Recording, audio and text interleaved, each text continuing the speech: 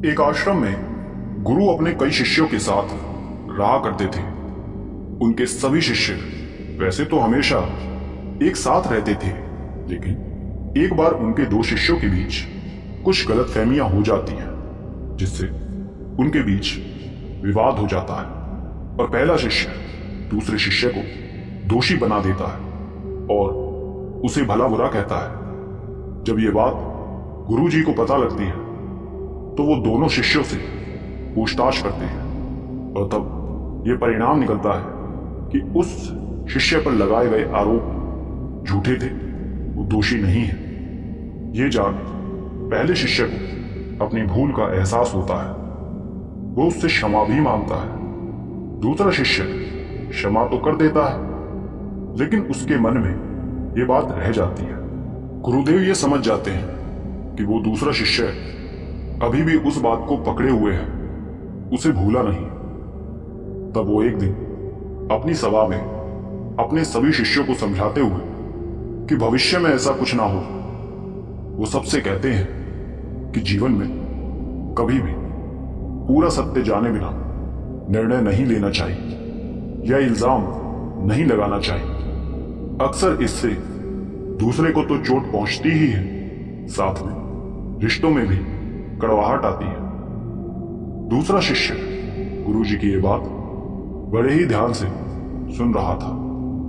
तब गुरुजी एक कहानी सुनाते हैं। बहुत समय पहले की बात है। एक बार एक राजा जंगल से होते हुए किसी यात्रा से लौट रहा था। मार्ग से लौटते समय राजा मार्ग से भटक जाता है और अपनी सेना से अलग हो जाता है। वो पूरे जंगल में घूमता है, लेकिन कोई साथी नहीं मिलता। पूरा दिन निकल जाता है। कुछ ही देर में अंधेरा होने वाला था। राजा जैसे तैसे जंगल से बाहर निकल जाता है और आगे बढ़ता है। आगे जाने के बाद राजा को एक दूर गांव दिखाई देता है। वो सोचता है कि रात में यहां कहीं भी आसपास रहना खतरनाक हो सकता है। बेहतर होगा मैं आगे उस गांव की तरफ निकल जाऊं। यही सोच वो आगे बढ़ जाता है और उस गांव में प्रवेश करता है। जब तक राजा गांव में प्रवेश करता है, रात हो चुकी थी। वहीं बहुत जोरों से वर्षा भी शुरू हो जाती है। राजा जल्दी जल्दी गांव में अंदर जाता है और एक वृक्ष के नीचे जाकर बैठ जाता है। राजा पूरा भीग चुका था। उसके पास रहने के लिए कोई जगह भी नहीं थी।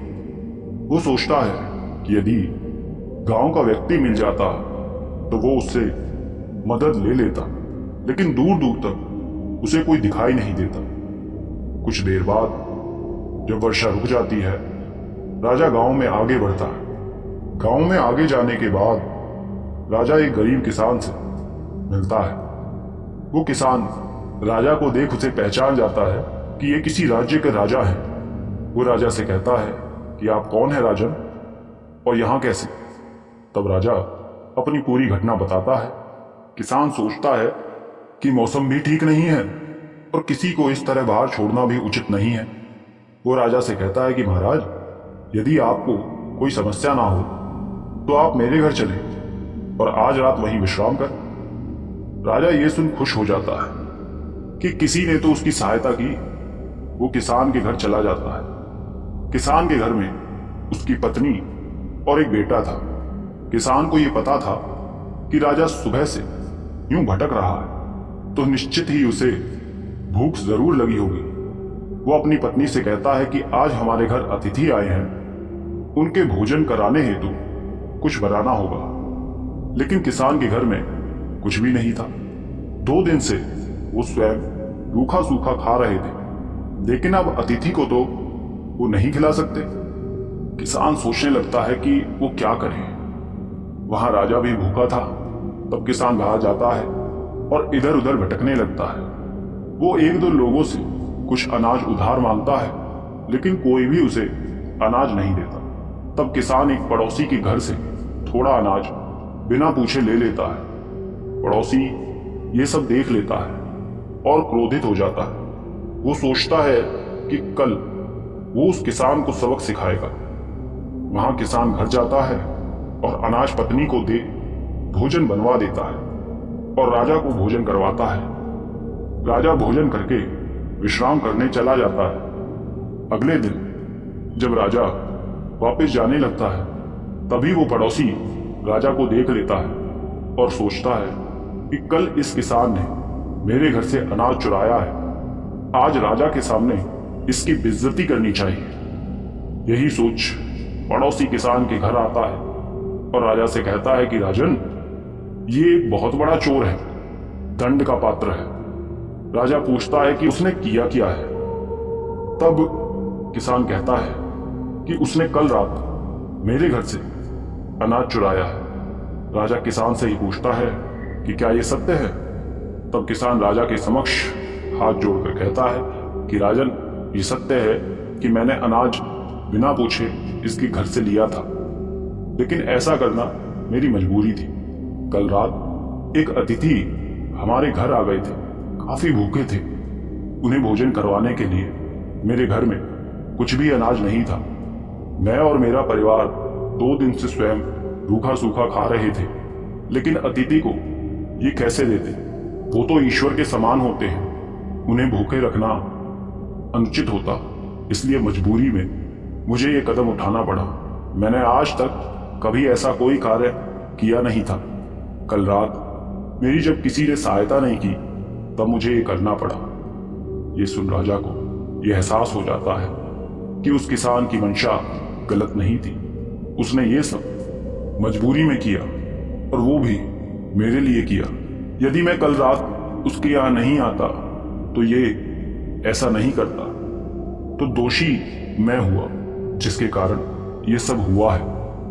राजा पड़ोसी से कहता है कि ये सत्य है कि चोरी हुई, लेकिन ये हुआ मेरे कारण, तो तुम मुझे दंड दो। ये सुन पड़ोसी को भी एहसास होता है कि किसान की मंशा गलत नहीं थी। उसने जो भी किया किसी भूखे के पेट को भरने के लिए किया, और तब वो अपने शब्दों और बिना पूरी बात जाने किसान पर इल्जाम लगाने के लिए किसान से क्षमा मांगता है। किसान मन का साफ था, वो कोई बात मन में नहीं रखता और पड़ोसी को क्षमा कर देता है। उसकी स्वयं की गलती के लिए भी क्षमा मांगता है। वहीं राजा किसान से उसके नेक हृदय से प्रभावित होकर उसे अपने पास से कुछ स्वर्ण की मुद्राएं दे देता है और लौट जाता है। कहानी के अंत में गुरुजी शिष्य को समझाते हैं कि व्यक्ति को कभी भी जीवन में किसी निष्कर्ष पर पहुंचने से पूर्व पूरी बात पता होनी चाहिए। हो सकता है सामने वाला जो व्यक्ति गलत लग रहा है, लेकिन उसे दंड देने से पहले उसके ऐसा करने का कारण या मंशा पता कर लेनी चाहिए। हो सकता है वो सही हो। गुरु की ये कहानी सुन दोनों शिष्यों को यह एहसास होता है कि उन्हें इन सब बातों को भूलकर आगे बढ़ना चाहिए। दोस्तों, इस कहानी द्वारा यही सीख मिलती है कि कभी किसी निर्णय पर आने से पहले या किसी पर इल्जाम लगाने से पहले उसके भीतर की मंशा जरूर देखनी चाहिए और पूरा सत्य जान लेना चाहिए। आशा करते हैं आपको ये बात समझ आई हो।